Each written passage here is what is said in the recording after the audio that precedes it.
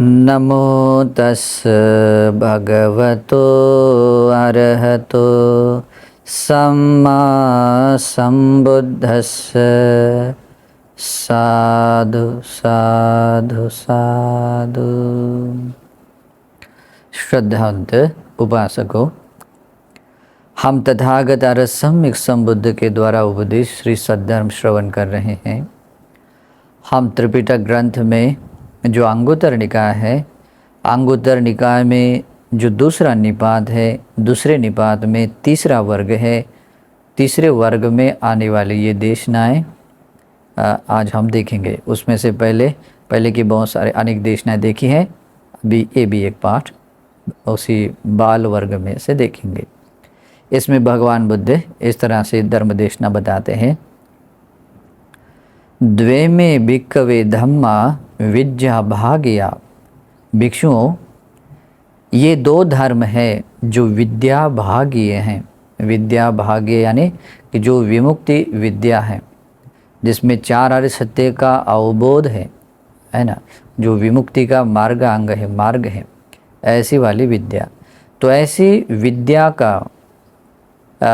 का भाग बनने वाले दो धर्म हैं। कतमे द्वे, जैसे कि विमुक्ति ज्ञान, ये है विमुक्ति का ज्ञान होना है, वो भी एक विद्या है। तो कतमे द्वे, वे दो धर्म कौन से हैं? शमथोच विपस्सनाच।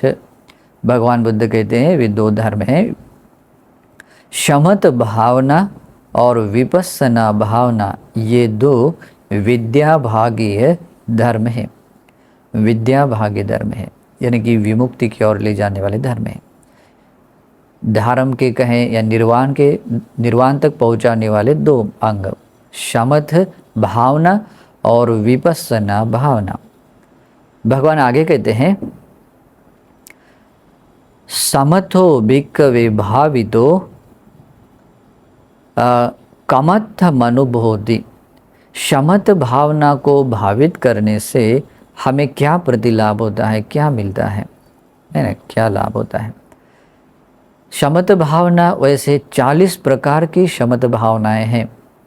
जनरली लोगों ज़्यादा परिचय नहीं है, लेकिन 40 तरह के भावना करने के टॉपिक से, कर्मस्थान से, और हर एक व्यक्ति को अपने अपने स्वभाव गुणधर्म के अनुसार अलग अलग कर्मस्थान का लाभ होता है चित्त की एकाग्रता पाने के लिए। तो ऐसे शमत भावना के अनुसार भावना करने से कामत्थ मनोभूति, इसका मतलब होता है हमें क्या मिलता है, उसका क्या प्रतिलाभ मिलता है। तो भगवान कहते हैं चित्तं भावयति। जब व्यक्ति शमत भावना को भावित कर लेता है, शमत भावना के अनुसार भावना को बढ़ाता है, चित्तं भावयति, वो व्यक्ति ध्यान, यहाँ कहते ध्यान अवस्था या ध्यान की जो अंग है, ध्यान का मार्ग है, उसको वो पा लेता है, अपने में वो बढ़ाता है। चित्तं भावयति यानी कि ध्यान समाधि को वो पा लेता है। जैसे प्रथम ध्यान है, द्वितीय ध्यान, 8वें ध्यान तक। तो ये शमत भावना को भावित करने से इस तरह से चित्त भावित हो जाता है, चित्त अपने में मतलब बढ़ता है, वृद्धि होता है। फिर आगे कहा जाता है, इसमें यह भी आता है कि चित्तं भावित, ये भी आता है कि समाधि पाने से पहले, सम्यक समाधि जैसे प्रथम ध्यान पाने से पहले भी जो चित्त की एकाग्रता पाई जाती है या चित्त समाधि का मार्ग पाया जाता है, तो उसको भी कहा जाता है चित्तं भावित। हम चित्त की भावना को बढ़ा रहे हैं, क्योंकि जहाँ चित्त में राग आदि क्लेश होते हैं या जैसे कि निवरण होते हैं, वहाँ ध्यान नहीं होता है। जैसे थीन मिद्द है, काम छंद है, फिर वो कितना भी कहे कि मैं बहुत अच्छा ध्यान कर रहा हूँ, लेकिन वहाँ ध्यान नहीं होता है। तो जब वो छूट जाता है तो शमत जो ध्यान है, ध्यान की चित्त एकाग्रता है, उसकी तरफ उसका चित्त बढ़ने लगता है। तो उसको कहते हैं समाधि मार्ग का वो प्रतिलाभ करता है। तो चित्तं भावित। तो इसे आगे कहते हैं चित्तं भावितं कथम कमत्थम अनुभूति। भगवान कहते हैं इस तरह से ध्यान का जो मार्ग है, उस मार्ग को अपने में बढ़ाता है, तो चित्त को भावित करता है, अपने में बढ़ाता है, तो क्या प्रतिलाभ होता है, क्या उसका लाभ मिलता है। तो भगवान कहते हैं यो रागो सो पहीयति, जो राग होता है वो प्रहीन हो जाता है।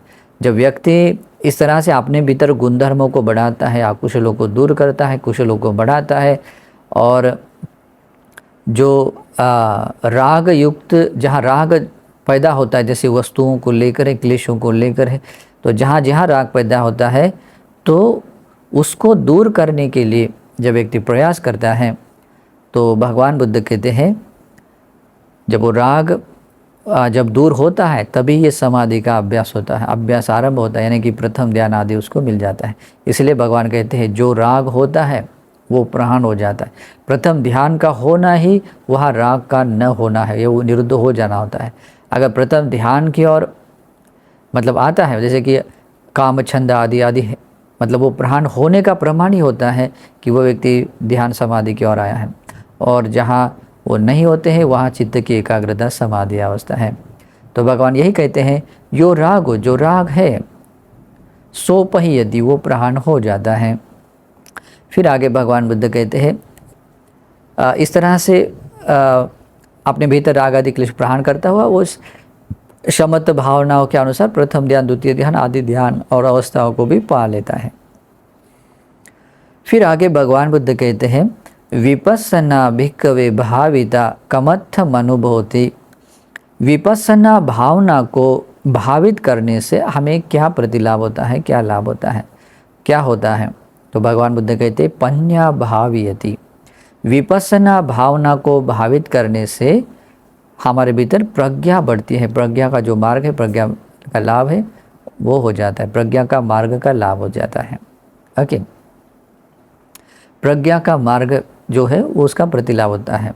ओके, तो विपस्सना कहा जाए तो विपस्सना ऐसे ही होता है कि जैसे कि धातु है, आयतन है, स्कंद है, इसको लेकर क्या किया जाता है, जो अनित्य दुख अनात्म का संदर्शन करना, उसके अनुसार योनिसो मनसिकार करते हुए उसको देखना है, उसको जानना है, अपने प्रज्ञा से उसका बोध कर लेना है, स्व प्रज्ञा से, उसको कहते हैं विपस्सना।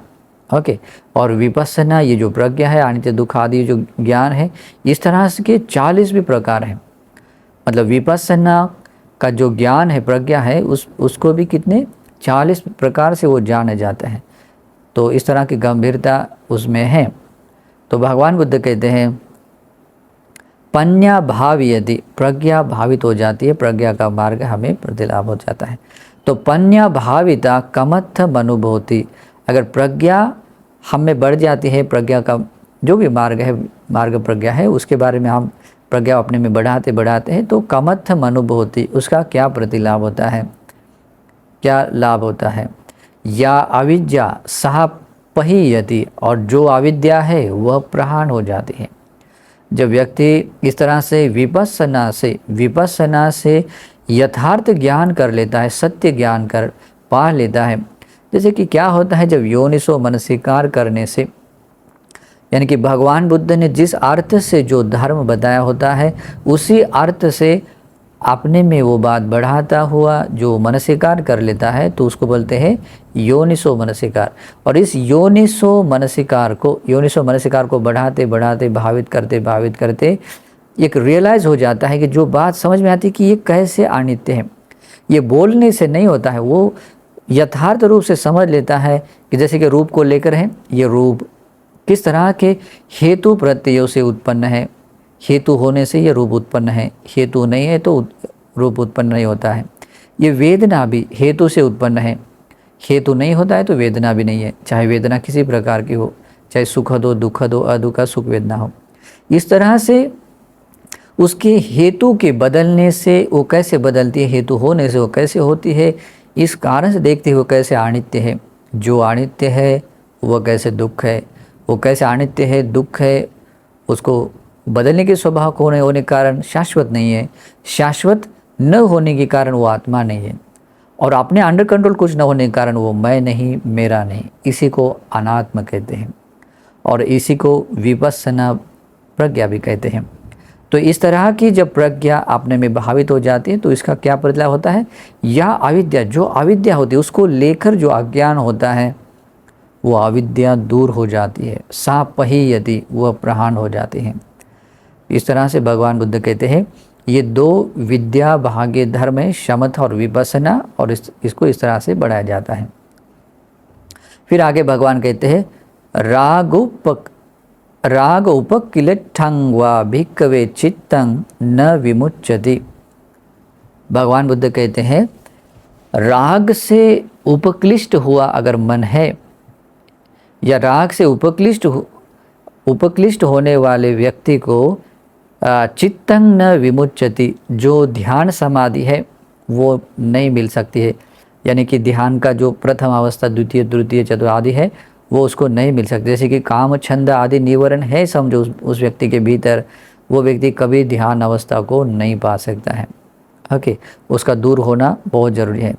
मतलब उपक्लिष्ट रहता है चित्त, तो इस तरह की वो ध्यान की अवस्थाओं को नहीं पा सकता है। उसी को कहते चित्तं न विमुच्यति,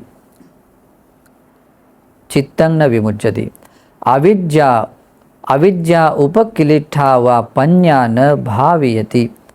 और भगवान बुद्ध कहते हैं जो अविद्या है,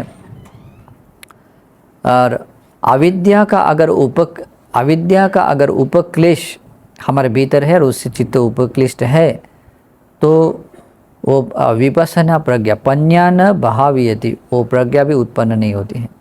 ओके, तो विपස්සना भावना करने से पहले विपස්සना के बारे, कर्मस्थान के बारे में बहुत अच्छी तरह से जानकारी होनी बहुत ज़रूरी। और वो भी कैसे होनी चाहिए?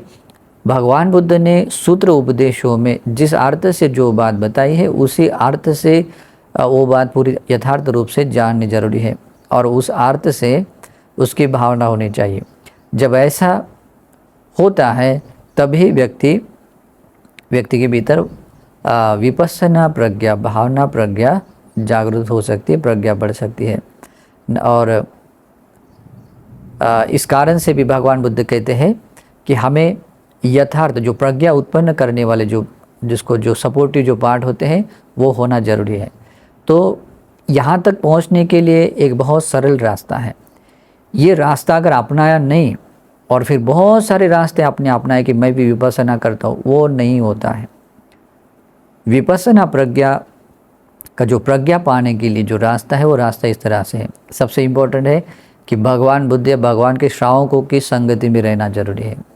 उनके द्वारा सद्धर्म श्रवण करना चाहिए कि सद्धर्म श्रवण करने के बाद उसका जो अर्थ बताया उसी अर्थ को धारण करके समझते हुए उस अर्थ के अनुसार योनिसो मनसिकार करना चाहिए। और जब योनिसो मनसिकार करके जो हम धर्म जीवन जीते हैं, जो उसकी भावना को बढ़ाते हैं, तो भगवान बुद्ध कहते हैं इसी से ही ये विपස්සना प्रज्ञा का प्रतिलाभ होता है। तो अविद्या उपक्लिठा व पन्या न भावयति। अगर अविद्या उपक्लिष्ट है समझो, उसे मलिन है, उस अविद्या रूपी मैल से अगर मलिन है तो प्रज्ञा भी बढ़ती नहीं है। इसलिए भगवान बुद्ध कहते इति खो भिक्कवे राग विरागा चेतो विमुक्ति। भगवान बुद्ध कहते भिक्षु इसी प्रकार से राग विरागा, जब इस तरह से जो काम छंद आदि राग से जब व्यक्ति दूर हो जाता है, विराग बन जाता है, तभी चित्त समाधि प्रथम ध्यान आदि का प्रतिलाभ होता है, उसकी ध्यान अवस्था हमें मिलती है। अविद्या विरागा पन्या विमुक्ति। और जब जब अविद्या दूर हो जाती है, जैसे कि जो अनित्य को अनित्य की तरह देख लिया, दुख को दुख के रूप में, अनात्म को अनात्म के रूप में, तो उसके बारे में जो अविद्या थी वो अविद्या दूर हो जाती है, विद्या उत्पन्न हो जाती है। जैसे कि उसके उदय स्वभाव को समझ लिया, उसके वे स्वभाव को जान लिया, तो जो अविद्या थी वो अविद्या नष्ट हो जाती है, अविद्या दूर हो जाती है। और भगवान क्या कहते हैं? अविद्या विरागा पन्या विमुच्यति, वो विपස්සना प्रज्ञा उत्पन्न, इसी को विपස්සना प्रज्ञा कहते हैं। इसलिए विपස්සना प्रज्ञा के जो 10 प्रकार का ज्ञान है उसमें पहला ज्ञान आता है और उसको कहते हैं सम्मर्शन ज्ञान, दूसरा आता है उदय वे ज्ञान, और तीसरा आता है भंग ज्ञान। तो इस तरह से जब ये विद्या, ये ज्ञान जब पैदा हो जाता है तो तभी ये अविद्या दूर हो जाती है और वो प्रज्ञा उत्पन्न हो जाती। पन्या विमुक्ति, प्रज्ञा का प्रतिलाभ, यानी कि विपස්සना प्रज्ञा का प्रतिलाभ होता है। तो इस तरह से विपස්සना भावना भी भावित हो जाती है। और जब ऐसी विपස්සना प्रज्ञा जब भावित हो जाती है तो विद्या भागीय, यानी कि विमुक्ति ज्ञान दर्शन पाने के जो विमुक्ति का जो भाग है, अंश है, वो दो भाग है। शमत भाग, शमत भावना एक भाग है, विपස්සना भावना एक भाग है। तो ऐसे दो जो भाग है, विद्या भाग है, वो परिपूर्ण हो जाते हैं। जिस व्यक्ति को निर्वाण तक पहुंचना है, जिस व्यक्ति को संसार दुखों से मुक्त होना है, यहाँ तक कि श्रोतापन्न सकदागामी अनागामी बनना है, उस व्यक्ति ने इस रास्ते से आगे बढ़ना चाहिए। यही दो रास्ते हैं विद्या भागीय। इसमें बहुत डेप्थ है और इसको जब तक समझ नहीं आती, ये बात समझ नहीं लेंगे, तब तक प्रयास करना है समझने के लिए। अगर ये एक रास्ता नहीं तो अनेक रास्ते से समझने की कोशिश करना चाहिए। इन्हीं बातों को इसी ग्रंथ में और विस्तार से बहुत सुंदर तरीके से बताया गया है। लेकिन अभी जो बातें बताई है, इसको भी समझकर, इस पर विश्वास करते हुए, इस पर श्रद्धा रखते हुए, ये गुण, ये विद्या भागी दो गुण धर्म अपने में बढ़ाने के लिए, अपना गुण बनाने के लिए कोशिश करनी चाहिए। इससे बहुत मंगल होगा, कल्याण होगा। ये धर्म देशना यहाँ समाप्त होती है, या बाल वर्ग तीसरा वर्ग भी यहाँ समाप्त होता है। नमो बुद्धाय।